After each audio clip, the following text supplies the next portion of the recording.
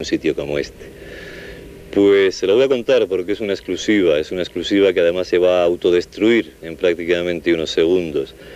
Hemos descubierto el lugar exacto, el límite geográfico de los límites de la realidad. Lo que aquí hay es la realidad, que no es ni bonita, ni fea, ni alegre, ni divertida. Lo que hay al otro lado de ese túnel es lo que está al otro lado del límite. Síganme.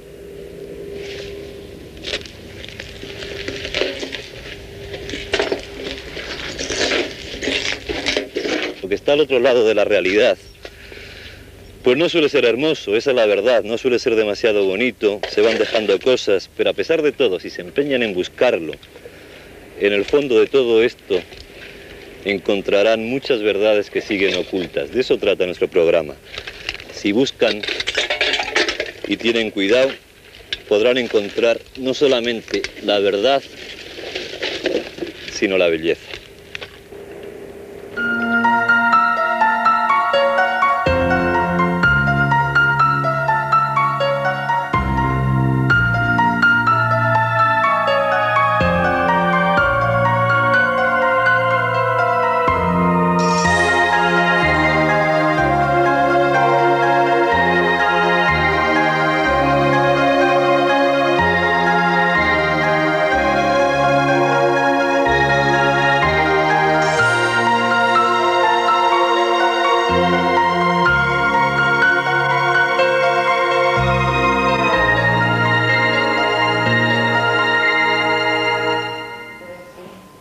¿Qué conversación se están trayendo ahí? Estamos empezando el programa, señora. No pasa nada, usted sigue hablando. ¿Qué estaba preguntando?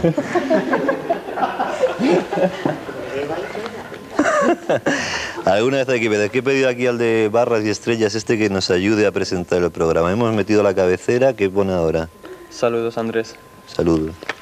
Encantado de conocerte. ¿Y? Sumario. Sumario, o sea que damos paso a lo que va a ser hoy el programa. Exactamente. Pues tú mismo. ¿Qué digo?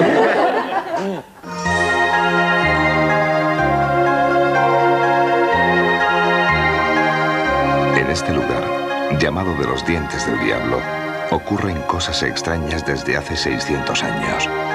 Fantasmas, arroyos ardientes, bolas de fuego, son solo parte de una realidad que nadie se explica.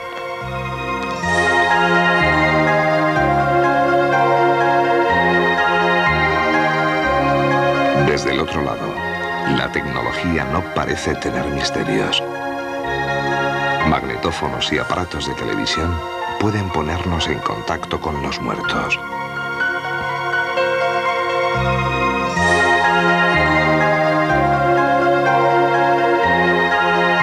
Francisco conducía su coche por una calle madrileña. El espacio y el tiempo desaparecieron y se encontró, en un instante, en el interior de una iglesia, en la ciudad de Salamanca. Empezamos, como decía nuestro colaborador, el de la esquina, con las bolas de fuego. Es una zona montañosa francesa, tiene unos 15 kilómetros cuadrados, y ocurren pues un montón de problemas, un montón de historias. Y mejor que lo vean y luego intentamos hacer una disección de todo lo que va pasando por allí, cuando quieran.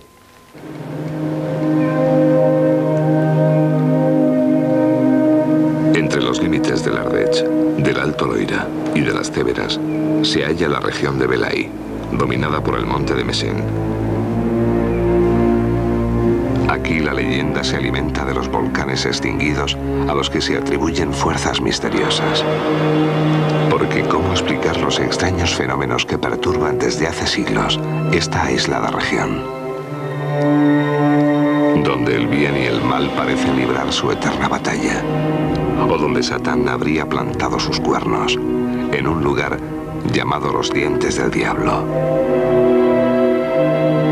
Estas dos inmensas rocas que se alzan desafiantes hacia el cielo. Es una región a la que algunos autores de la antigüedad llamaron un locus terribilis, término latino que significa un lugar terrible. La geografía de este lugar lleva el estigma de lo extraño Y la birle, un viento característico de la zona, parece acompañar con su música este paisaje un poco monstruoso. La birle, un viento temido y lúgubre al que la leyenda otorga poderes sobrenaturales. Pero aquí, cuando cae la noche, la leyenda se convierte a veces en realidad y se han podido constatar numerosos fenómenos inexplicables. Cuando trabajamos sobre el terreno realizando tareas de mantenimiento y experimentamos la birle, este viento particular, se siente su violencia y se tiene la impresión de que estos vientos vibran y que no es normal comparado con otras zonas.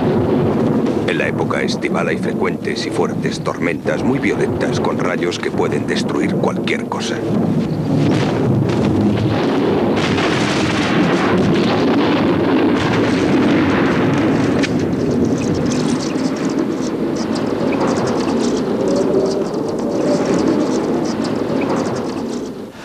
¿Qué son esas fuerzas increíblemente violentas que se desencadenan en un radio de unos 15 kilómetros?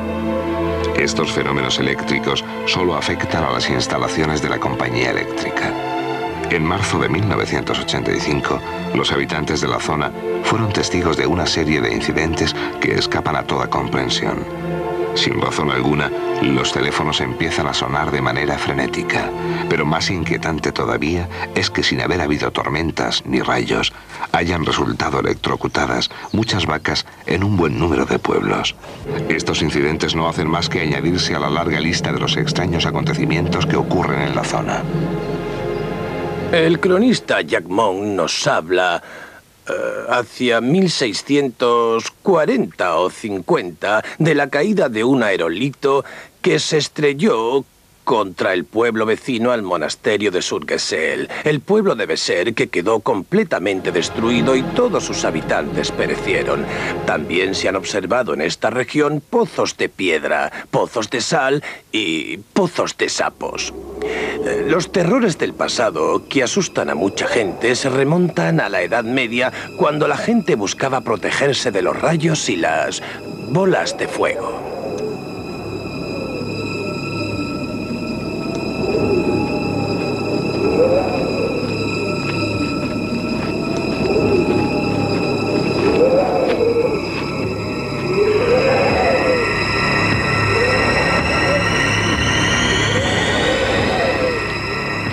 Estoy completamente seguro de que vi una enorme bola de fuego.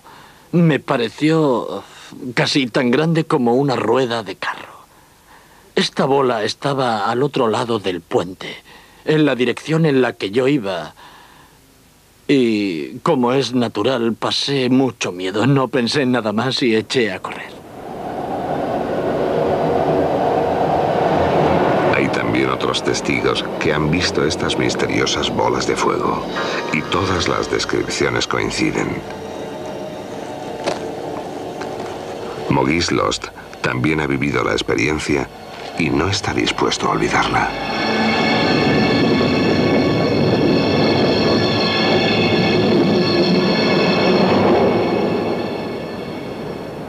Me encontré envuelto en fuego, pero no sentía calor. Delante de mí, a unos 3 metros, vi un muro negro como de piedra, un muro que me parecía infranqueable. Giré sobre mí mismo, preguntándome qué era aquello, sin comprender nada. En ese momento el fuego desapareció y yo estaba tan cegado que no fui capaz de encontrar ni siquiera la bicicleta. Así fue como terminó. ¿Cuál es el origen de estos extraños fenómenos? Algunos científicos han señalado que se producen en muchas otras regiones del planeta, en particular en las zonas volcánicas donde la actividad perturba las ondas telúricas. El telurismo es un fluido que se transporta en forma de capa, de corriente que envuelve la bola de fuego y que utiliza la mínima resistencia geológica y que se transporta de un lugar a otro como si fuera una corriente eléctrica, con la diferencia de que esta es natural. Esto no excluye que esta conjunción de fenómenos cree algo misterioso. Esta región también es temida por los pilotos, ya que los accidentes de avión se han multiplicado y muchos de ellos han quedado sin explicación, como el ocurrido el 13 de mayo de 1991, cuando una avioneta que iba desde Clermont-Ferrand a Marsella sobrevolaba la región de los Dientes del Diablo. Las condiciones meteorológicas no eran muy buenas, pero este factor no es suficiente para explicar por qué el avión se estrelló tan brutalmente contra la montaña. Porque el piloto tenía mucha experiencia y conocía bien la zona.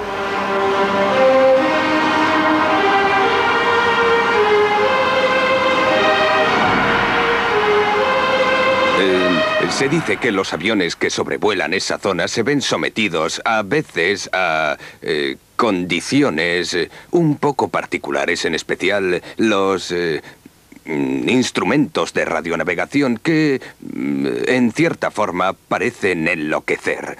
A nosotros esta zona de Messens nos provoca cierto recelo.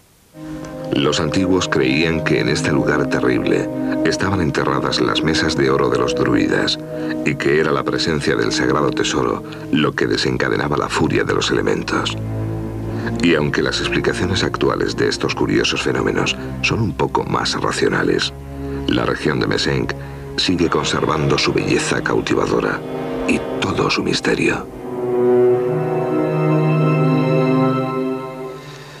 Pues habrá que ir en coche a ver esa belleza cautivadora, porque desde luego yo en avión no voy.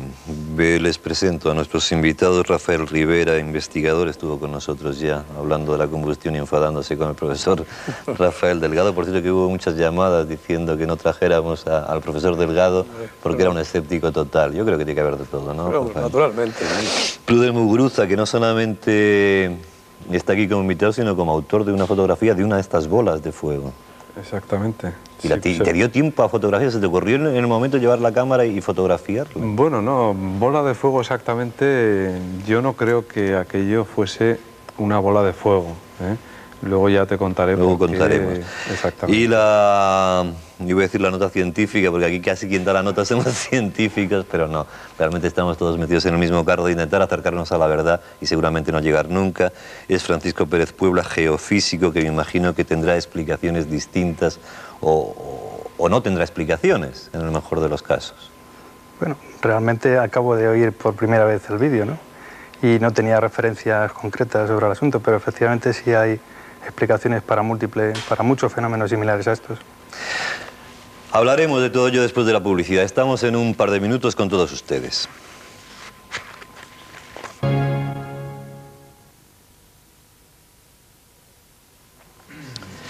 La verdad es que ya nos metemos en el tema de esta zona francesa. Estaba yo tomando notas que evidentemente, y como siempre, no encuentro en esta especie de poltergeist de papeles que tengo, pero se dan una serie de cosas características de muchas zonas y que me imagino que influyen en el comportamiento de la gente.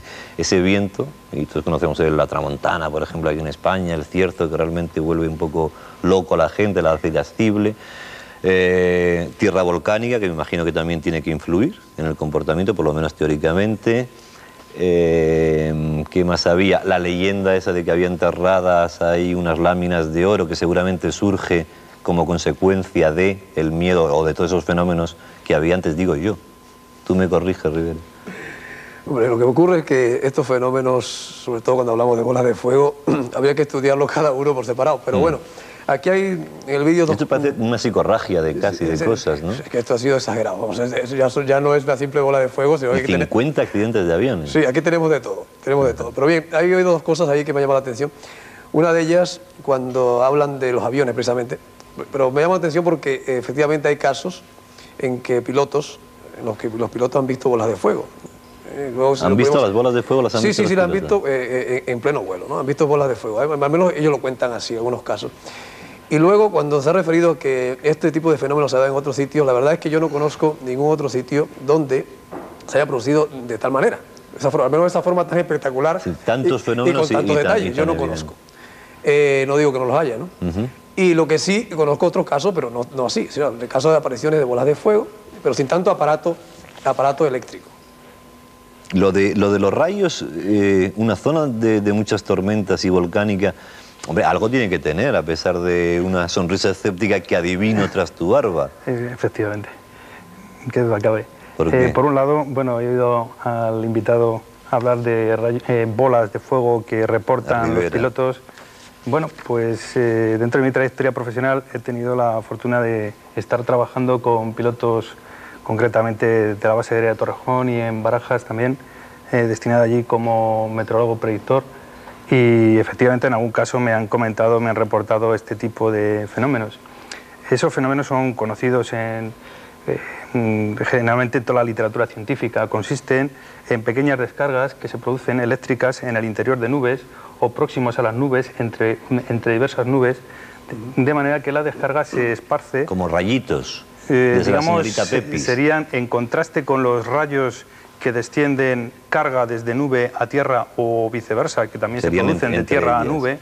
En contraste con ese tipo de rayos, nube-tierra, los rayos que se producen en el interior de las nubes y que algunos van a dar a golpear el fuselaje de los aviones, pues tienen una carga, una intensidad, un transporte de energía decenas de veces inferior, y los daños son bastante inferiores, pero producen daños en el fuselaje y a veces queda la carga repartida sobre el propio fuselaje, esperando, digamos, a que el propio vuelo del avión vaya esparciendo la carga en el conjunto atmosférico, digamos, que va borrando un rayo en un avión. Por tanto, es un espectáculo.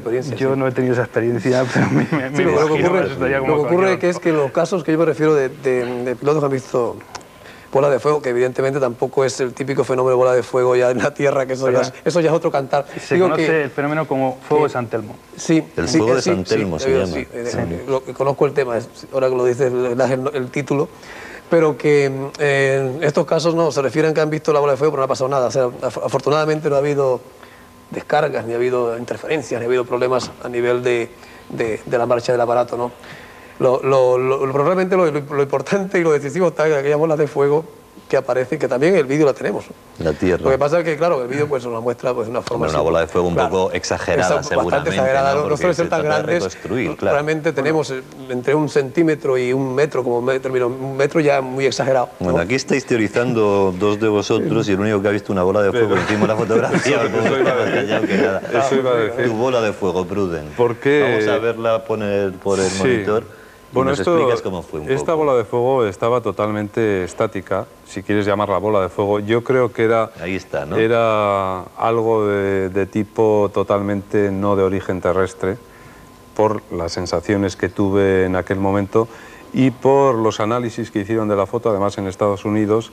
Y si se ve en la foto perfectamente, se puede comprobar cómo en los laterales... Vamos a pasarla otra vez si podemos. En los laterales de la bola de fuego hay unas estrías que según la dinámica de fluidos corresponde a una frenada impresionante que realizó el aparato. Además se ve superior a la bola de abajo, se ve otra esfera.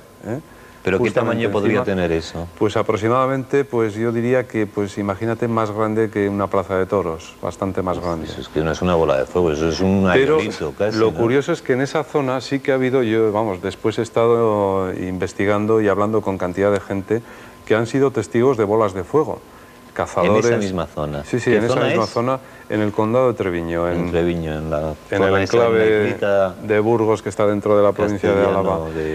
Y muchos testigos que han visto estas bolas de fuego, incluso cazadores que una bola de estas de fuego les venía hacia ellos y le han disparado con la escopeta porque no sabían qué hacer, aterrorizados. Y les ha atravesado, les ha pasado y a ellos no les ha pasado absolutamente nada. Pero Espula, algo tiene que haber porque si no, no se explica. En una zona que en 15 kilómetros cuadrados haya tantas tormentas, haya esa pérdida del sentido del equilibrio, que tendría que ver a lo mejor con la pérdida de la orientación de esos aviones, de la pobre vaca aquella que estaba así, la pobre, que se creía que si sigue, si no. Algo hay, ¿o no? No hay unas zonas de la Tierra que tengan una fuerza especial. Que en Francia, concretamente, al igual que en nuestro país, el Instituto de Meteorología dispone de una red de detectores de descargas eléctricas que ofrece un servicio a sus ciudadanos, entre los que se encuentran los ganaderos, de aviso de proximidad de tormenta. Ese aviso de proximidad de tormenta se da con una seguridad superior al 95% de la aparición de rayos. Y precisamente, no colgado, tiene sistemas automáticos en los que un ordenador central con una base de datos con el 95% de los datos, insisto, de los rayos que han caído y que están cayendo en ese momento, comunica con un sistema experto, comunica con el abonado y le dice si en un radio de 25, 50, 100 millas o kilómetros, en fin, lo que él quiera, que se está produciendo una tormenta, y esto le daría tiempo a él, pues para un par de horas o el tiempo prudencial que él crea conveniente, para guardar sus animales y evitar este problema. Creo que en algunos casos hay comunidades como las de Santander que tienen algunos sementales que merecen la pena, puesto que valen del orden de 200, 300 millones de pesetas. O sea, ¿tú no crees que, no se les puede tener no al crees que en pairo? la Tierra haya unos puntos especialmente... Sí, puntos en efecto, suspensivos, sí existen, sí. energéticos o que puedan provocar esas cosas? Como energéticos. Energéticos, por hablar una terminología vulgar. Yo he visto ahora mismo la fotografía... El Triángulo de Bermudas, el Triángulo del Silencio de Baleares, la zona esta de los Dientes del Diablo, ¿son zonas especiales o no? Bien. Desde el punto de vista geofísico, en medio Yo segundo. me lo plantearía desde otro punto de vista. La zona esta de Mesenc, que me he enterado que ahora que es Mesenc, ¿no? en el Loira Central, por lo visto, sí. En esa zona... ¿Habrá confluencia de múltiples pasillos aéreos? ¿Puede ser que haya un enorme número de avionetas? ¿Y la vaca qué tiene que ver en esa historia? Las vacas, lo de las vacas, el sonido de los teléfonos, todo eso se puede explicar perfectamente. Eso no tiene... O sea, pero es todo habitual... junto lo explicarías. Que todo se centre en 15 kilómetros cuadrados, la vaca, el pasillo aéreo, sí. los teléfonos... Perfectamente, todo es un fenómeno eléctrico producido... Y que recibirás un montón de llamadas en contra tuya en nuestro teléfono. No, si no se trata... Hay explicación para eso. Vamos a dejar hablar a Rivera, que tengo la conciencia muy intranquila con él y nos queda un minuto de tiempo. Bueno, rápidamente. Entonces, bueno, quiero decir que no, que realmente que la bola de fuego, como tal fenómeno, a mí realmente la que me preocupa son primero las terrestres, y todas aquellas que en algunas ocasiones producen incendios, en otras ocasiones no. En otras ocasiones digo incendio porque ha habido casos, ¿no? En que incluso han pasado por una finca y por donde han ido... ¿Qué explicación parapsicológica tiene una bola de fuego? Bueno, realmente parapsicológica no es que tenga una explicación concreta. Yo sé que yo barajo unas 8 hipótesis aproximadamente, de las cuales hay unas que de entrada no admito.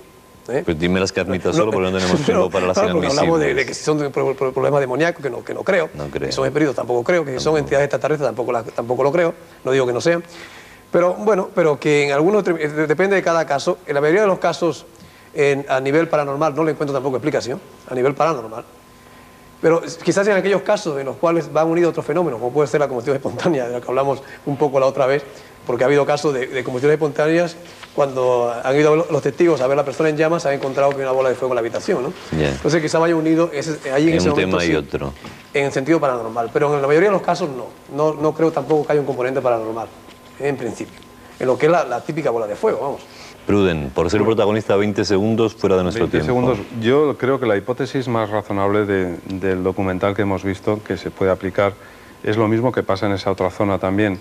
Podría ser una influencia telúrica, una influencia del subsuelo, la que pudiese ocasionar lo que le pasaba a las vacas. El geofísico levanta las cejas. Y lo mismo, por ejemplo, que se comprobó en un pueblecito en Gales, ¿no? Cómo los niños nacían todos con un coeficiente pues mucho más alto intelectual, y era porque el subsuelo era muy rico en plomo. Aquí habría que estudiar qué es lo que el subsuelo, qué es lo que genera. Esto es volcánico, dicen. ¿Y eso no influye para nada en la conducta de la gente? Tiene que influir la cantidad mineral, los imanes, la atracción. Las corrientes telúricas tienden a reajustar de alguna manera la corriente que se establece entre la atmósfera y la Tierra producida por las tormentas. Las tormentas tienen el papel de, como si lo dijéramos así, como comportarse como una batería. Van cargando la atmósfera para mantener una diferencia potencial entre unos 50 kilómetros y la superficie terrestre del orden de unos 300.000 voltios. Eso en buen tiempo. Entonces, hay una cierta explicación para que se produzcan corrientes, y es que en algunos lugares de la Tierra donde se están produciendo esa actividad tormentosa, se está inyectando a la atmósfera carga, y por tanto se está estableciendo un circuito.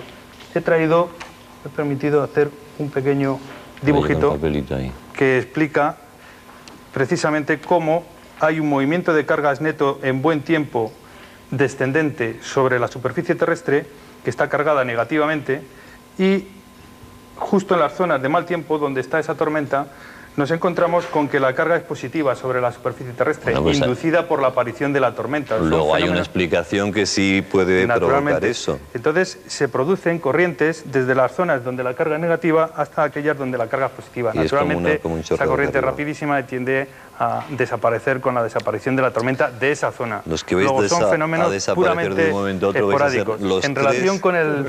Perdona que te interrumpa. En relación con la imagen que he visto de la bola de fuego, tengo yo una imagen muy similar de una nube que se conoce con el nombre de alto cúmulo lenticular. Está producida por vientos fuertes en altura y que da una forma a la masa nubosa, una forma, digamos, redondeada, como de platillo volante. Precisamente los servicios meteorológicos nórdicos, que reciben múltiples denuncias de avistamientos de ovnis, comprueban estos avistamientos, y en el 99% de los casos se ha comprobado que las denuncias de ovnis están precisamente relacionadas con la aparición de estas nubes. El problema es el 1% siempre. Pero, el problema siempre es el 1% que queda por comprobar. Que cada caso ni una palabra es más. Cada caso. Si no, no terminamos nunca. Se lo digo, el apartado de correos nuestro, 4700, código postal 28083, teléfono 91, si llaman fuera de Madrid, 586-9997. Y nosotros, a ver si me entero de dónde estamos, teléfono apartado de correos, tenías que venirme tú a echarme una mano. Introducimos el segundo tema, que es un tema de transcomunicación, una señora que habla con el más allá, parece que la gente o las energías que sean, no tiene ningún problema con las nuevas tecnologías, por lo menos mucho menor que el nuestro con los ordenadores. Y después de haberles dicho esto, paso a publicidad, que es lo que viene ahora. Volvemos con ustedes en un par de minutos.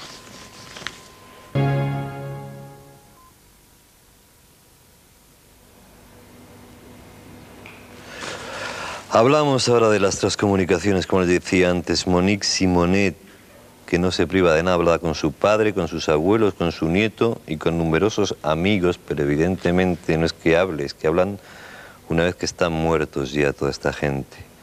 Registra sus voces, sus palabras y las preguntas a las que les quiere hacer, pues se las contestan a través de un montón de videos. Vamos a ver la historia y hablamos después con nuestros invitados, como siempre. Desde la noche de los tiempos, el hombre ha intentado ponerse en contacto con los muertos. Desde hace unos 40 años se utilizan nuevas técnicas para conseguirlo. Hay quien trata de comunicarse con el más allá mediante instrumentos de la tecnología moderna. En 1979, Monique Simonet, de vacaciones con su madre en Montpellier, realizó su primera experiencia. Y estos contactos han sido en la mayoría de los Había leído un artículo en una revista en el que se decía que era posible ponerse en contacto con los difuntos utilizando únicamente un magnetófono y un micro. La verdad es que no me lo creí mucho. Pero mi madre, que estaba conmigo, me dijo, probando no pierdes nada. Tienes el magnetófono de papá. Inténtalo. En mi vida había tocado un magnetófono. Monique sigue meticulosamente los consejos del artículo que acaba de leer. Hay que poner el magnetófono en posición de grabar y esperar. Durante ese tiempo, las dos mujeres deciden comer. ¿Está grabando? El micrófono está funcionando y grabando todos los ruidos de la cocina. Monique no tiene hambre. Hay que decir que hace ya muchos días que no se encuentra muy bien. Y además, aunque en el fondo no lo crea, esta experiencia la preocupa, porque no puede evitar tener esperanzas de que ocurra algo. Puede ser cierto que el más allá se manifieste a través de este aparato. ¿Y si lo escuchamos? De acuerdo. Vamos a escuchar los últimos minutos. Pero te gusta mucho. Ya, pero no sé qué me pasa. Ahora no tengo mucha hambre.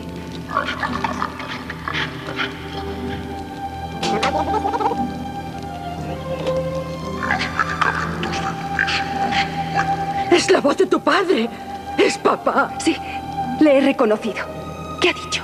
Voy a rebobinar. Los medicamentos de tu piso no son buenos.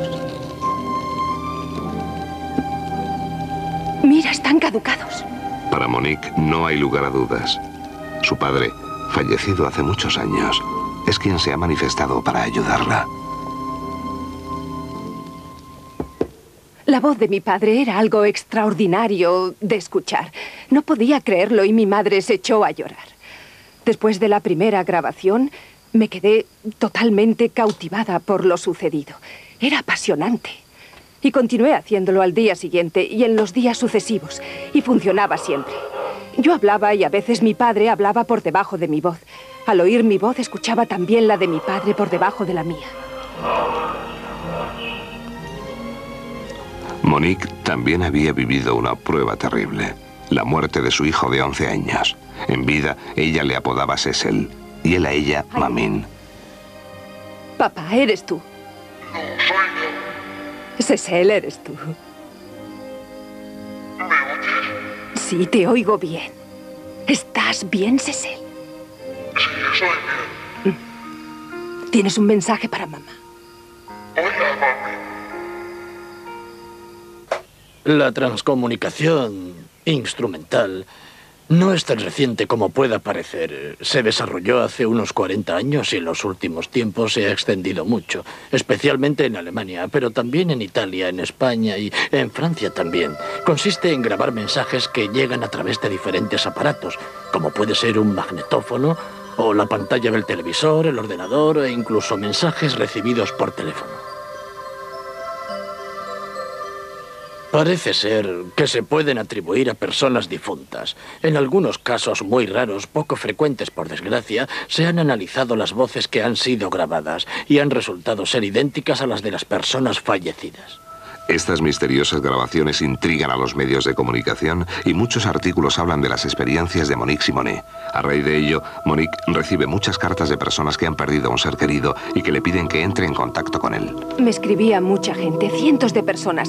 Quizá la cifra llegue casi a 1000. Durante muchos años, Monique estaba tan solicitada que no tenía tiempo para responder a todas las peticiones. Sin embargo, dedicaba a ello días enteros.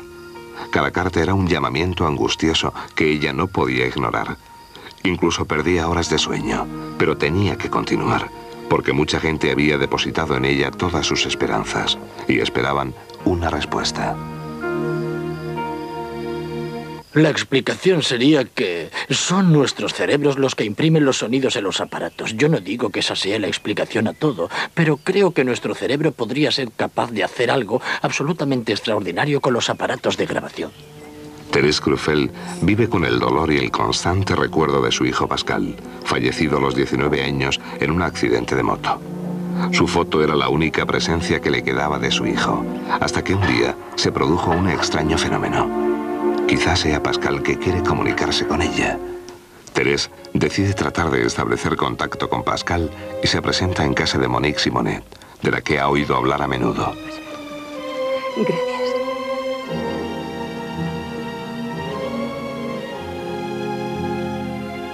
Tengo que advertirle que no siempre funciona. También le he traído una cinta virgen. Junto con la foto, Thérèse ha tenido la precaución de llevar una cinta virgen para evitar cualquier tipo de superchería. Habla. Habla a tu madre. Habla a tu madre. Dile algo.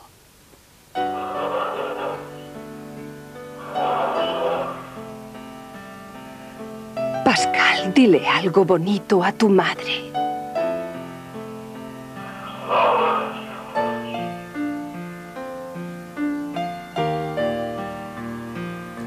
Sí que es mi Pascal. Gracias. En un momento dado, mi hijo dijo, y lo oí bien, mi hijo dijo, adiós, mi querida mamaíta, mi mamaíta del alma. Y eso no lo hubiera podido decir ninguna otra persona, porque era una frase que mi hijo me repetía constantemente. El magnetófono no es el único medio utilizado en la transcomunicación con el más allá. También se utilizan televisores, cámaras de vídeo, fotográficas e incluso ordenadores. Jean-Michel Grancher es un apasionado de la transcomunicación, tema sobre el que ha creado una revista especializada. Durante una visita a Monique Simonet, esta le enseña una fotografía que le parece muy extraña. Fíjese, en el televisor hay una sombra muy rara. ¿Sí? Sí, es verdad. Mira, si le damos la vuelta a la foto se ve una cara. Una cara de hombre. Efectivamente, mire. Es la cara de mi abuelo. Es mi abuelo. ¿Cómo es posible? El televisor estaba apagado. Entonces nos enseñó una foto de su abuelo, y comparando bien las dos fotos, se veía claramente que los dos retratos se parecían y que ella había logrado obtener, sin saberlo, la imagen de su abuelo. Existe un grave peligro que es el siguiente. En algunos casos, la gente queda totalmente hipnotizada por el magnetófono y se pasa el día escuchándolo sin hacer nada más. Y llega un momento en que el difunto, quien sea, le dice: deberías venir a reunirte con nosotros. Aquí soy muy feliz. Bueno, ¿y cómo puedo hacerlo? ¿Hay alguna puerta? Sí, hay una puerta. ¿Qué puerta es? La muerte. Y se suicida. Es cierto que las misteriosas grabaciones de voces y rostros existen, pero para muchos de nosotros no tienen ningún sentido. Algunos investigadores estudian estos fenómenos y quizá algún día sepamos si realmente proceden del más allá. Si realmente proceden del más allá. Yo me quedaría con la frase que han escuchado ustedes: conviene de verdad que no practiquen estas cosas, que no lleguen ahora, pongan un magnetófono en marcha, porque no conviene jugar. Me imagino que es también tu consejo, Ignacio Darner. Indudablemente.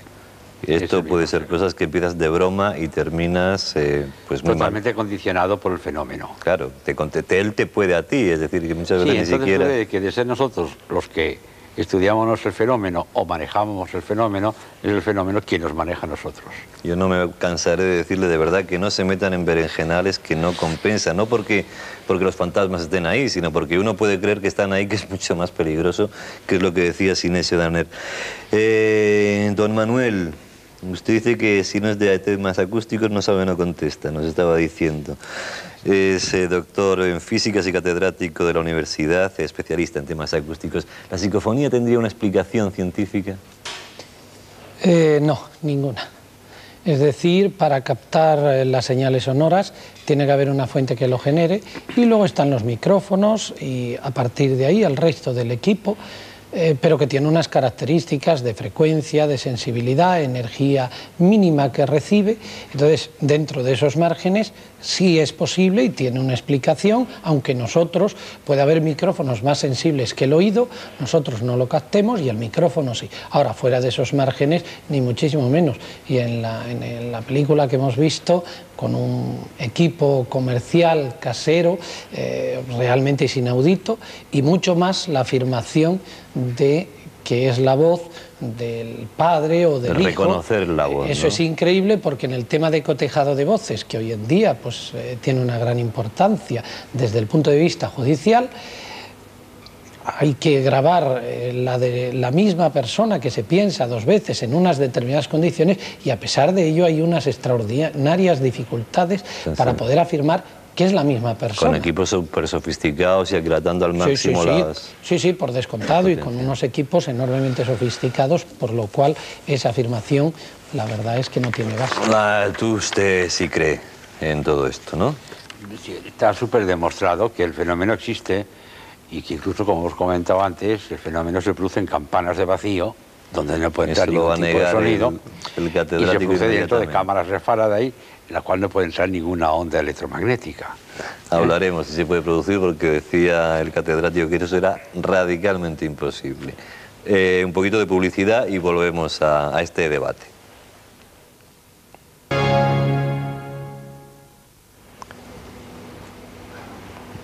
Dejábamos el debate abierto, sobre todo en el tema del vacío, porque de hecho las ondas sonoras sí que, es decir, como otra energía, no se crean ni se destruyen, están por ahí, ¿no? Y hay teorías de que hipotéticamente algún día seríamos capaces de sintetizar esas ondas y escuchar, no sé si científicamente o no, escuchar la voz de Jesucristo, la voz de personajes históricos que en teoría están ahí, ¿o no?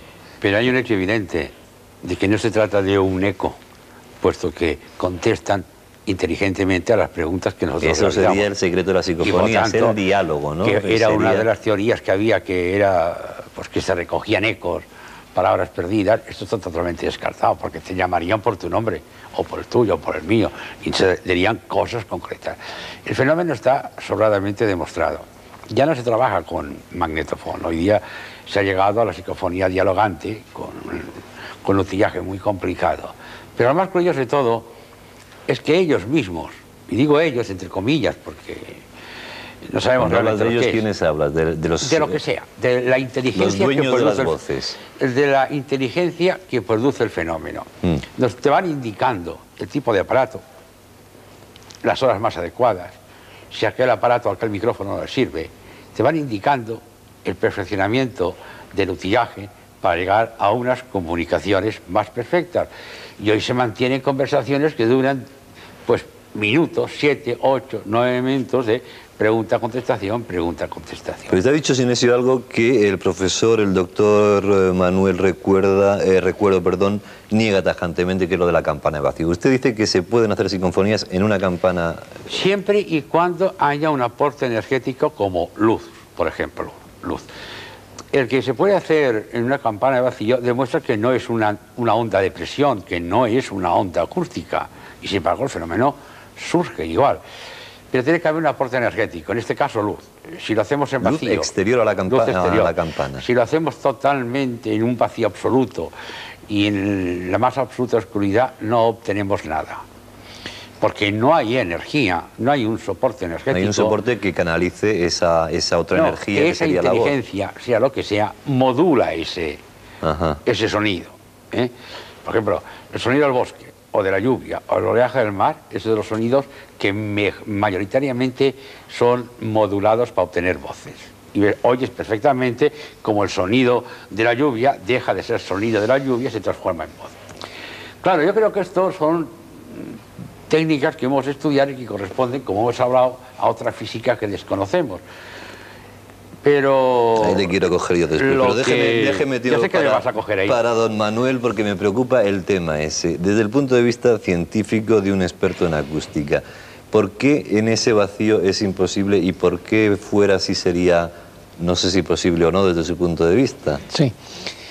Para que se propague una onda sonora, en el caso de la luz y en el caso del sonido, hay una serie de analogías, pero hay una serie de diferencias. La luz sí se puede propagar por el vacío, el sonido no. El sonido necesita un medio, un soporte, que tenga dos características, que tenga inercia y que tenga elasticidad. Inercia, que tenga masa, el aire tiene masa, es imprescindible. Sin esas características es imposible que se propague. O sea, dos personas dentro de una campana de vacío no hablarían, no se oyen, no podrían hablar, no se oirían, pueden, mejor pero dicho. no se oyen. No se escucharía absolutamente nada. No se escucharían porque es imprescindible para que haya una onda de presión que el medio tenga estas dos características. Y el diálogo ese que, fuera de la campana de vacío, que dice Sinesio que se establece con esa voz, un diálogo coherente, ¿le llama a usted la atención o no? ¿O no entra a analizarlo? No, desde el punto de vista, digamos, científico, no hay posibilidad de explicación. No existe. Puede buscarse explicaciones por otros campos, pero indudablemente además me ha llamado la atención, y entro en que lo que comentaba, que indican longitudes de onda, frecuencias, características de técnicas de instrumental que generalmente está reducido pues a una parte de profesionales en todo el mundo que entienden un poco de esas técnicas. Me sorprende enormemente que esas voces puedan entender hasta ese punto para decir cuál es el elemento más fácil para poder comunicarse, pero no, científicamente eso no tiene ninguna explicación. No tiene ninguna explicación. Ninguna. No tiene ninguna explicación dentro de nuestra ciencia y de nuestra física ortodoxa y académica. Pero indudablemente el fenómeno existe y ya tiene una explicación. ¿Pero por qué se entiende tan mal? No hay más. Yo lo que me planteo siempre en las psicofonías, ruidos, incluso las imágenes, que no hemos hecho alusión, porque estamos hablando un poco de la acústica, las imágenes de... Son muy pobres estas imágenes. Bien, pues incluso las imágenes. Hombre, todo hemos visto, y además, vuelvo a insistir, había una llamada en el contestador de un chaval que decía que su padre veía en las nubes caras. Bueno, eso lo hemos visto prácticamente todos, hemos visto caras. Pero no hay una cierta vocación, con todo este ambiente que nos está rodeando y que estamos haciendo, de escuchar lo que realmente no escuchamos. Es decir, está diciendo mamaita, mamaita, te quiero mucho. Bueno, estoy de acuerdo que solo lo oye él. Hay una predisposición, pero por ejemplo, si yo hago unas grabaciones... Una predisposición bien intencionada, ¿eh? No estoy hablando de... Sí, pero ahora imagínate que yo hago unas grabaciones. Además hay que seguir unos criterios científicos y hay que ser muy exigente en la experimentación. Yo hago unas grabaciones, o las hace el doctor Sekonsky de la Universidad Alemana de Maguncia, o Otto King de Televisión de Luxemburgo, y te trae y te dice, escucha esto. Y nos dice que es una psicofonía a ninguno de nosotros. Y nosotros interpretamos distintamente las mismas palabras, la misma comunicación, pues no hay más remedio que aceptarlo, porque es que además estas voces son muy pobres. Pero usted, Sinesio, es químico. Sí. Una película virgen de fotografía puede tener cualquier impregnación, cualquier pequeña cosilla, que eso a la hora de sacar una fotografía, bueno, de alguna forma se refleje en el positivado. No, cuando sale un rostro perfecto, cuando se ven hasta las pestañas. Es que no he oído ninguna psicofonía perfecta. Hombre, si tú me lo hubieras dicho, yo te hubiera traído diapositivas. No, yo no quiero oír más psicofonía, que estoy ya, que me dan un logo. Pero bueno, no yo duermo lo que 3 quiero días. decirte es una cosa, que sabemos que el fenómeno existe y que están en movimiento incluso. Y yo puedo certificar que el fenómeno existe. Lo que jamás diré es la procedencia del fenómeno. No lo dirá, quiere decir que no lo explicará, que no lo sabrá. No, es que un experimentador serio o un científico nunca puede decir esto es esto. Claro, y esto mucho menos. Usted se limita Podemos a tener una constatar tendencia. eso existe. Y como decía el personaje que salía en televisión, existe la posibilidad de que sean proyecciones mentales nuestras, telequinesia. Que salía en televisión, existe la posibilidad de que sean proyecciones mentales nuestras, telequinesia. Difícil, pero cabe esa posibilidad. Es una hipótesis de trabajo y toda hipótesis es buena mientras no se demuestre lo contrario. Ahora, decir que conectamos con el mundo de los difuntos, pues hombre, eso es un poco demasiado. Es Conectamos que con una inteligencia. esta señora no se privaba de nada porque hablaba con todo el mundo. Esto es lo que no hará ni un doctor Sekonsky, ni un Conning, ni o sea, esto le suena un poco exagerado. No, no es que exagerado, es el cariño, es el amor, es la cosa de sensibilidad, la emotividad. Imagínate que estás haciendo prueba y te sale un familiar difunto tuyo y te dice, hola, estoy aquí, soy fulano de tal. Te quedas realmente pasmado. Por eso decía que la experimentación es muy peligrosa. Y como decían, han habido casos de personas que han sido inducidas al suicidio. Ven, te estarás muy bien, y se han suicidado. Y en Barcelona hay un caso de estos. Qué barbaridad. Pero no sabemos con lo que nos enfrentamos. Que hay dos posibilidades solos, de momento. La trascendental o la que estaría dentro del campo. Es que hay psicotelefonías, quiere decir que pones el contestador automático y también resulta que ahora te salen esas cosas. Yo no tengo experiencia sobre ese tema y no puedo decir, pero psicofonías sí tengo muchísimas. Psicofonías sí, eso es lo más antiguo de todo este tema. Y clarísimas, muy bien. No te puedo decir las dos teorías que hay, lo trascendental o lo científico, teleplastias, pensiformas, como quieras llamarles. Telergia, influencia mental nuestra. De todas maneras, los congresos que están habiendo en Suiza, en Basilea, esta teoría excesivamente científica cada vez se está debilitando. Lo que está clarísimo es que todos los elementos que se van incorporando a la técnica también se van incorporando a la paratécnica, a la parapsicología, a la parapsicobiofísica, que sería... A la parapsicología que se lleva al laboratorio, que ya no se llama parapsicología, se llama transparapsicología. Transparapsicología. Nos interrumpía Sinesio al principio, y hacía usted muy bien. La pregunta está solamente con un sí, con un no, que yo tengo mucha curiosidad. La teoría esa de que algún día podríamos sintetizar las palabras de los personajes históricos. No. Imposible. A pesar de que estén por ahí. No, imposible. El sonido es una energía que ponemos en juego y es una energía que se va absorbiendo, que se va atenuando con la propagación, con todo, y es imposible completamente que esa energía perdure por tiempo indefinido. Eso es una utopía. Algún día le traeremos para los dos para hablar del caos, que es lo que explicaría mucha parte y que está ahora mismo de moda dentro de la lo muy posible, que lo que hablábamos antes, que la mayoría de estos fenómenos pueden tener una explicación a nivel de física subatómica. Hay un libro suyo que explica un poquito eso, ¿no? Porque además, el tiempo, espacio y parapsicología, porque además hay una cosa que te iba a decirte, como te comentaba antes, 10 segundos. Que vivimos en un mundo que por un lado empieza con el principio de incertidumbre de Heisenberg y por otro con la teoría de la relatividad, o sea que todo es relativo, todo es incierto.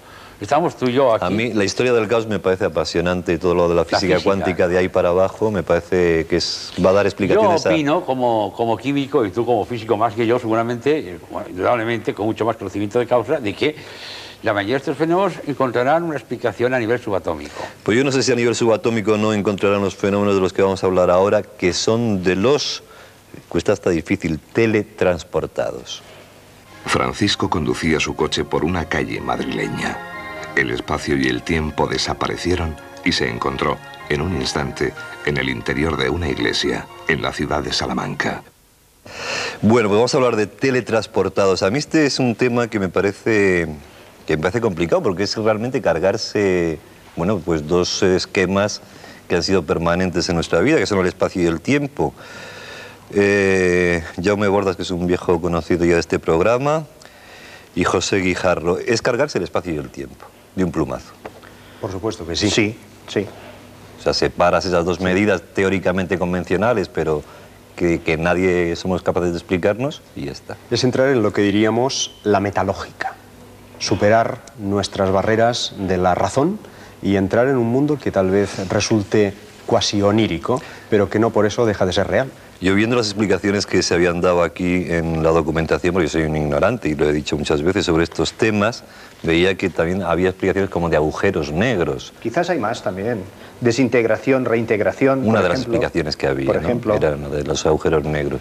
Aprovechar los saltos, estos saltos de espacio-tiempo, el espacio que es curvo, que no es recto, y entonces aprovechar los dobleces. Hay tantas explicaciones. Lo que pasa teóricas. es que en el tema que vamos a ver después de la publicidad, a la que vamos a ir ahora, el agujero negro está al lado de mi casa en Madrid, con lo cual ya me mosquea bastante más el presunto agujero negro. Primero la publicidad y luego les explico lo de mi casa y todo eso.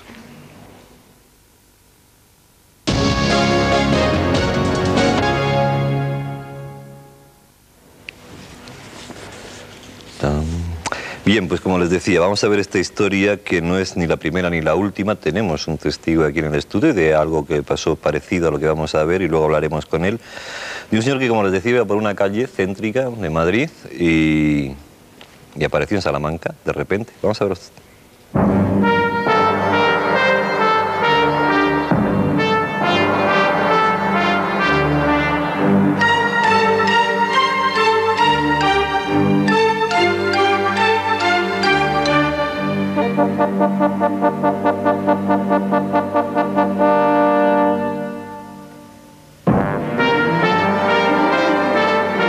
Este hombre ha traspasado el secreto que convierte el futuro en presente y ha vivido la alucinante experiencia de verse físicamente teletransportado en un viaje imposible, más allá de los límites de la realidad.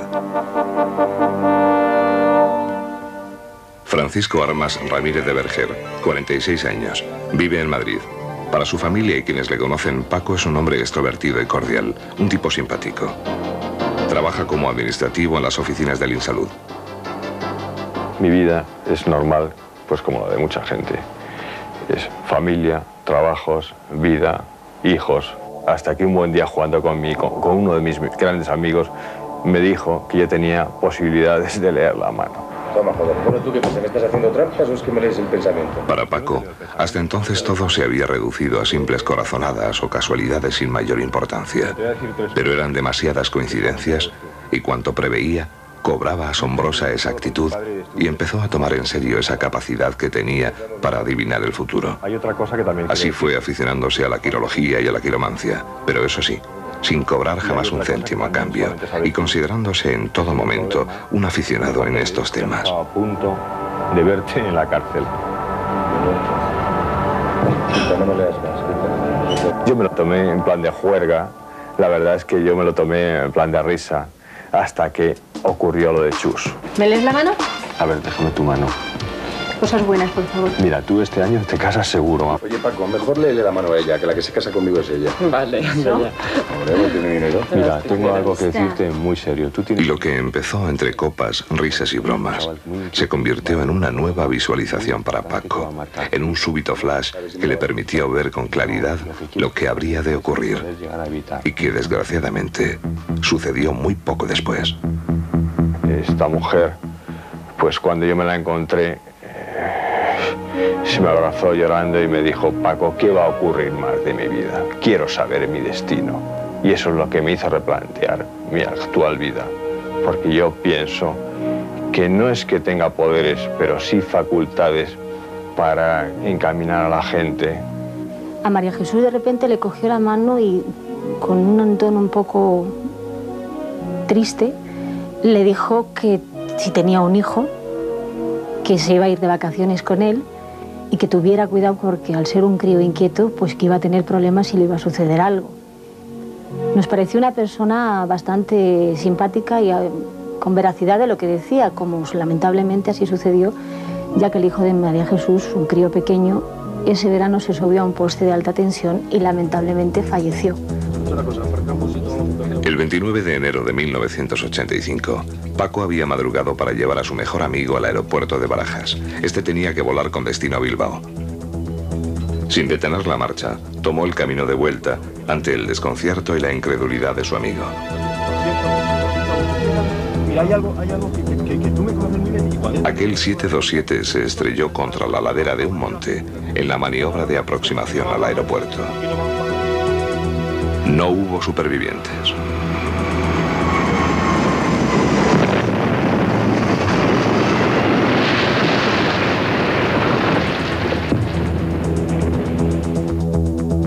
Pero su amigo no se encontraba entre las 148 víctimas. Paco le había salvado la vida.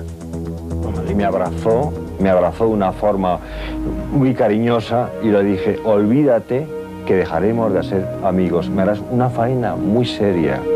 Y así ocurrió. Que verdaderamente en esta familia, todo lo que se diga poco es de transmisión del pensamiento, ¿eh? Oye, madre. Y así llegó para Paco aquel inolvidable 1 de marzo de 1989. Eran las 4 de la tarde cuando, como todos los días, se despidió de su madre para dirigirse al estudio. Cogió su coche para cubrir los pocos kilómetros de todas las tardes. Y de pronto, en un abrir y cerrar de ojos, se vio en el interior de una iglesia.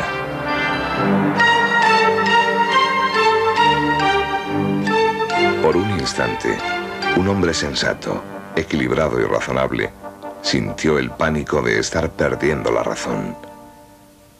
Un instante que se le hizo eterno. El cerebro de Paco se convirtió en un torbellino enloquecedor. Todo era increíble. Paco no sabía dónde estaba. No entendía nada. No conocía aquella iglesia.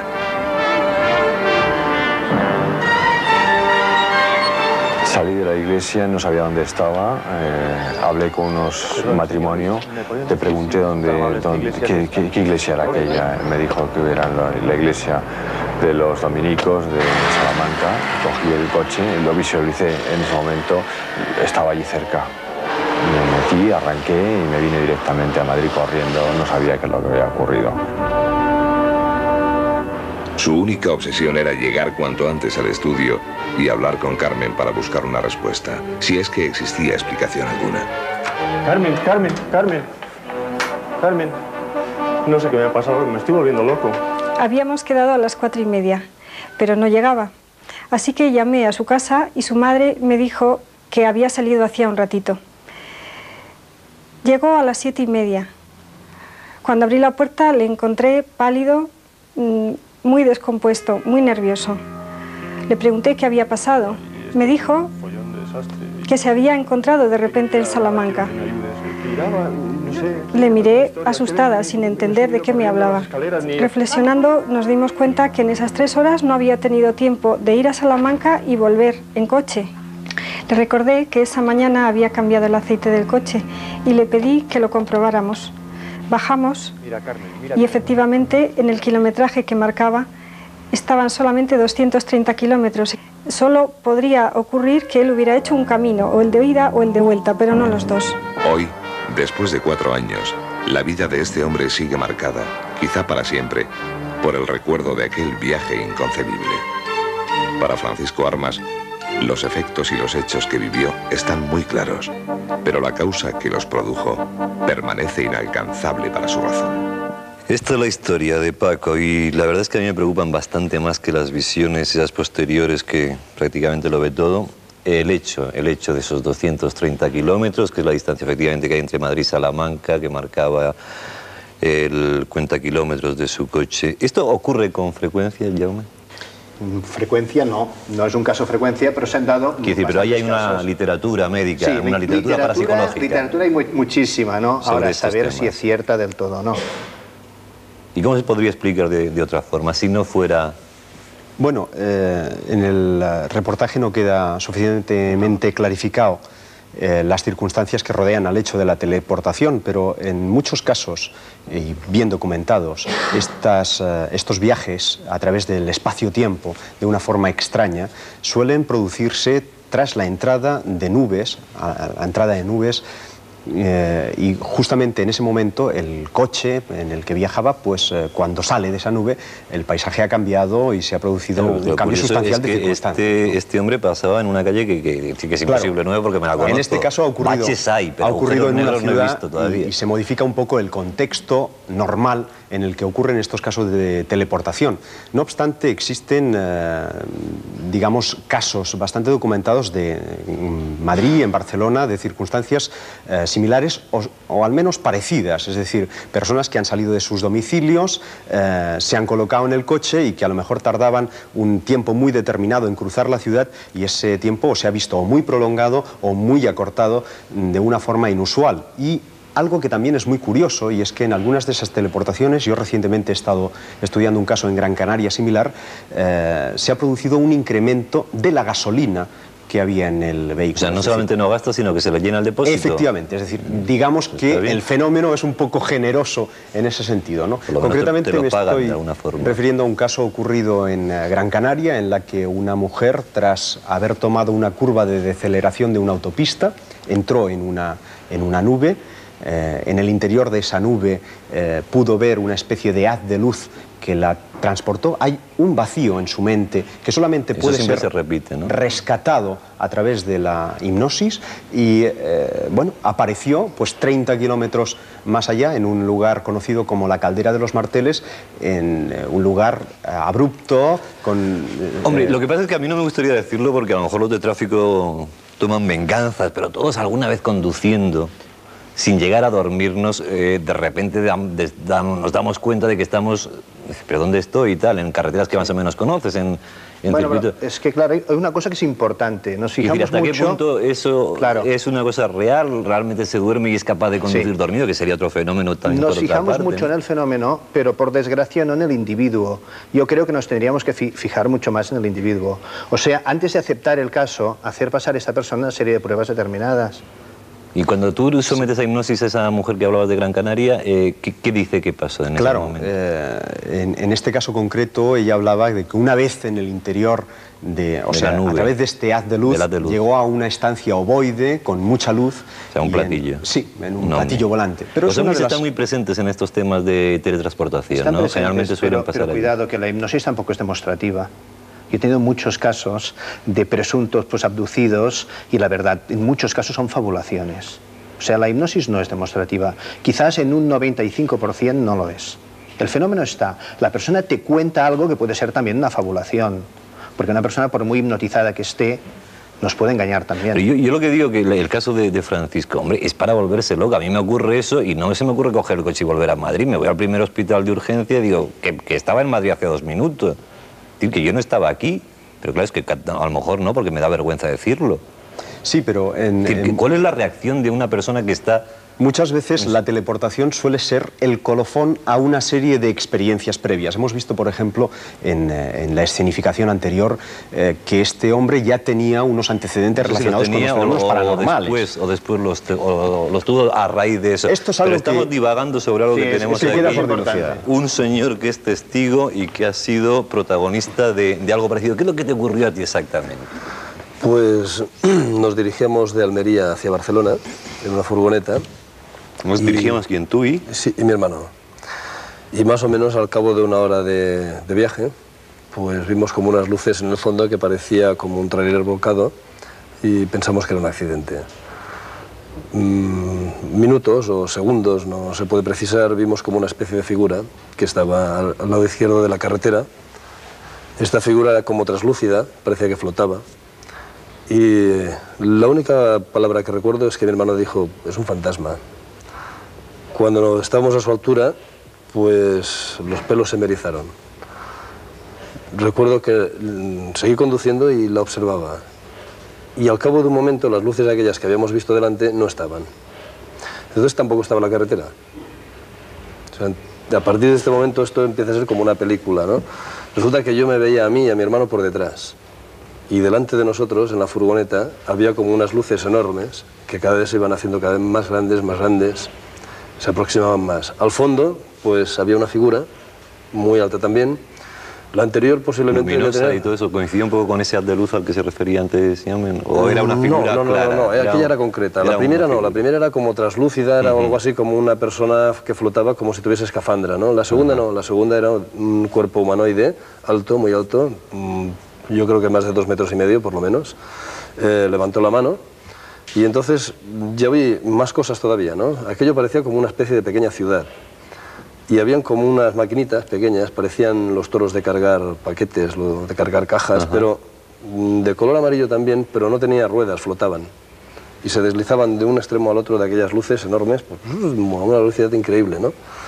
Bueno, resulta que cuando ya nos acercamos a aquella figura, se plantó delante de la furgoneta, de lo que yo creía que veía, ¿no? La furgoneta como una película, y no recuerdo nada más. Entonces resulta que nos despertamos y yo estaba tumbado en la furgoneta en el volante, mi hermano estaba con la cabeza hacia atrás y...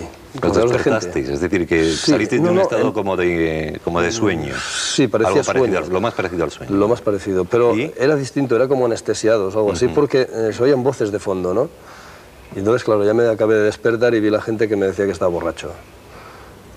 No entendía qué pasaba. ¿No habéis bebido nada, por supuesto? No, yo no tomo alcohol. Mi hermano tampoco. Y luego, cuando empezaste a explicaros tu hermano y tú lo que habéis vivido, ¿coincidieron las...? Sí, pero esto fue al cabo de 4 años. O sea, que lo más curioso es que la gente pues empezaron a decir que estábamos borrachos y tal, pero es que lo curioso es que la furgoneta estaba aparcada en un jardín público y resulta que la gente me decía que... le pregunté yo a la gente, ¿no?, que qué jardín era este y me dijo, no, ¿no te duele la borrachera? Yo no bebo. Total, ya me enfadé, bajé de la furgoneta y sí, vi que estaba dentro de un jardín, ¿no? O sea, en un jardín público. Pero no habían las marcas de que yo hubiera pasado con la furgoneta por allá. Y entonces les pregunté y me dijeron que estaba en Castellón de la Plana. O sea que esto ocurrió, digamos, en Almería, en las afueras. ¿Era el lugar de destino vuestro? No, nosotros íbamos de Almería a... Íbamos de Almería a Barcelona. A Barcelona y aparecisteis en Castellón. En Castellón de la Plana. En medio de un jardín público. Pero ¿Vino algún policía o algo para...? No, ya cuando la gente empezaron a amarrollarse y tal, puse la velocidad y ya a partir de ese momento no hablamos más del tema, porque es que yo no sabía qué había pasado, por supuesto. ¿Y no comentaste nada con tu hermano? No, nunca más. Hasta el cabo de 4 años, entonces sí, le pregunté si él se acordaba lo que había visto, hicimos unos dibujos, estaban nuestras señoras... ¿Eres pintor? Yo soy pintor. Y mi hermano también es muy buen dibujante. Y entonces resultó que sí, que los dibujos coincidían con lo que habíamos visto. Yo creo que tenemos los dibujos que pintaste y que tenían algo que ver con lo que viste por allí dentro. Bueno, no, esto ha sido posterior. Esto es esto que estamos viendo en pantalla. Estos son pinturas al óleo. ¿Pero qué influencia tiene tu pintura a partir de que te ocurre todo eso? ¿Cambia? Pues cambia radical, sí, por supuesto. Porque de hacer una cosa comercial a empezar a tener ideas como estas, ¿no?, que te vienen, los vas desarrollando en bocetos y después lo vas realizando. Claro, esto fue un trabajo que duró aproximadamente 3 años, pero ahí está. ¿Os encontrasteis después bien cuando os despertasteis de esa...? Sí, por supuesto, estamos la mar de bien. Si es que mi hermano incluso pensaba que nos habíamos dormido, realmente, ¿no? Yo también lo pensé y continuamos ruta. ¿Pero qué sensación se tiene un poco lo que yo decía antes? ¿Crees que te has vuelto loco? ¿Cuál es el primer impulso cuando te dicen que estás en Castellón de la Plana? Que es mejor callarse porque realmente no sabes qué decir. Es que es imposible, no tienes ningún argumento. Te quedas en blanco porque dices, bueno, no es posible, no es posible. ¿Y a partir de ese momento, entonces, Ángel, o no? Ah, yo fabuloso, sí, por supuesto. ¿Pero no te da pánico volver a coger el coche ni nada? No, al contrario. Ahora vivimos mucho mejor. ¿Y cuando pasabais y visteis todo aquello, había la nube a la que se referían esos...? No, quizá la pequeña nube es la que tenía aquella figura que después más adelante nos enteramos que no era una figura... Y que era por la zona de Almería, sí, una especie de zona desértica, más o menos. Totalmente desértica. Madre del amor hermoso. ¿Qué opináis? Teorías muchas, claro. A ver, la primera. Teorías muchas. Sobre todo el hecho de traspasar la materia de alguna manera, ¿no?, de una forma muy coloquial. Es una de las teorías que existen. Por ejemplo, nosotros vemos un ventilador y un ventilador tiene 2 palas. Pero cuando está en funcionamiento es un círculo. Entonces la materia está formada por ondas y depende de la velocidad de estas ondas, podemos incluso pasar entre medio quizás. Los cazas, esos aviones cazas que llevan la ametralladora que pasa a través de la hélice, eso sería una forma de pasar directamente a otro punto. En lugar de, si vamos a pasar al piso de abajo, en lugar de bajar la escalera, dar toda la vuelta, si la vibración de la materia que está aquí nos permitiera pasar a través de este piso, pasaríamos directamente abajo y entonces quizás estaríamos en... Y luego hay un factor que tal vez no debemos de pasar por alto, y es que parece que algunos lugares registran una cierta actividad determinada. De Almería, por ejemplo, es ¿no? decir, hay un investigador norteamericano que propugna que ciertos lugares se cargan de energía solar o de una determinada energía y que unos días determinados al año puede ejercer una acción determinada sobre los objetos que están o están cruzando en aquel preciso momento ese lugar. Un paradigma de esto sería el famoso Triángulo de las Bermudas. También es importante otro punto, es en el individuo en sí. O sea, todas las personas que han sido abducidas o teletransportadas tienen una hiperactividad en el temporal derecho también. ¿Tiene una hiperactividad? En el temporal derecho. Al igual que las ¿Qué personas... es eso del temporal derecho? Sí, o sea, de hecho, en el córtex cerebral, en el temporal derecho, hay la carga bioeléctrica mucho más fuerte. Si le hacemos, por ejemplo, un electroencefalograma, se denota siempre pues, una carga más activa en el temporal derecho. ¿Es el que controla qué funciones del cuerpo? Bueno, es que normalmente todas las personas que tienen fenómenos paranormales, tanto psicocinéticos, todos por ejemplo, como las que desarrollo. tienen percepción extrasensorial, como estas personas que han tenido abducciones, todos tienen este punto. Yo, desde mi punto humildísimo de vista, quiero decir, y volver a insistir a lo que os decía al principio, ¿no? Que sería la explicación de toda la parapsicología, todos los temas que hemos ido tratando aquí, que unos son más creíbles, otros más difíciles de creer. Este sería el teóricamente más fácil de entender y a la vez más difícil de admitir. Quiero decir, porque el espacio y el tiempo son realmente dos convencionalismos, es decir, el presente es una especie de gran momento. ¿no? Si me permites, también y siguiendo el campo coloquial, ¿no? Sí. Por ejemplo, José y yo vamos cada cual con su coche por una carretera de muchas curvas. Él va con su coche por un lado, yo por el otro. En un futuro nos podemos encontrar. Pero en cambio, si tú vas en un helicóptero, sabrás antes que nosotros que nos vamos a encontrar. Claro. Entonces, el presente, podríamos decir que es muy amplio. Todo depende de la persona que lo vive, ¿no? Yo creo que el fenómeno de las teleportaciones sea tal vez el fenómeno que nos muestra de forma más plausible la existencia de otras dimensiones o la acción de otras dimensiones en nuestro ¿Cuáles serían, en definitiva, las tres hipótesis más coherentes? Hombre, ¿El agujero negro? La de los marcianos, es decir, la de posibilidad de que un objeto externo a nosotros... a través del agujero negro, por supuesto. Por una energía, que se puede hacer por una energía, por el agujero negro, por lo que sea. La siguiente sería la del lugar concreto que se carga de una determinada energía y sirve de puente entre diversos mundos dimensionales, es decir, la posibilidad como una especie de que puedas viajar de lanzamiento rapidísimo entre dos lugares de una enorme carga, una positiva y una negativa, por ejemplo. Sí, pero así, ¿no? yo me atrevería a decir que este mundo supradimensional que coexistiría con nosotros está ahora mismo en este mismo plató. Lo que ocurre es que tal vez no hemos entrado en el régimen vibratorio, es decir, la mayoría de fenómenos paranormales... en televisión española y encima tengo un problema empresarial. Podrían explicarse a través de la resonancia psíquica, es decir, cuando un personaje entra en la misma onda vibratoria que el fenómeno, ese fenómeno se manifiesta en nuestro mundo. Que es también una cosa distinta a cuando nosotros traspasamos la puerta de este universo paralelo y nos metemos en el otro mundo. Sí, entonces encaja, es cuando... Encaja con los hiperactivos, Efectivamente. Entonces es cuando entramos en ese mundo distinto y abierto y podemos llegar a decir, este hombre pues ha entrado en una dinámica enfermiza, pero es que a lo mejor ha visto una realidad que es... Tú te imaginarías, por ejemplo, por ponerlo en un ejemplo banal, que un ser de la cuarta dimensión se plantara en el mundo de la tercera dimensión, la visión que tendríamos de este objeto sería una visión distorsionada, igual que si nosotros entráramos en el mundo de las sombras. El ser de la sombra vería una sección de nuestras tres dimensiones, el plano. De esas, nuestro plano. Sí, eso lo inventó Platón hace muchos siglos. Entonces, por supuesto, existe una visión distorsionada que tal vez sea esa visión distorsionada que tenemos nosotros de los fenómenos. La visión distorsionada es la televisión, también, que es la desintegración y la reintegración. Desintegrarse totalmente y volverse a reintegrar en otro sitio. Bueno, aquí podemos estar hablando y especulando sobre un montón de cosas. Muchas gracias por estar con nosotros. Les adelanto un poco los temas de la próxima semana. Hablaremos del viaje astral, un viaje que a veces no tiene retorno. Hablaremos de una misa negra. Y hablaremos de algo que hemos titulado La casa que nunca olvida. Una casa con recuerdos y, por cierto, con malos recuerdos. Todo esto les esperamos la semana que viene, como siempre a estas horas. Que sean ustedes moderadamente felices. Muchas gracias por estar con nosotros.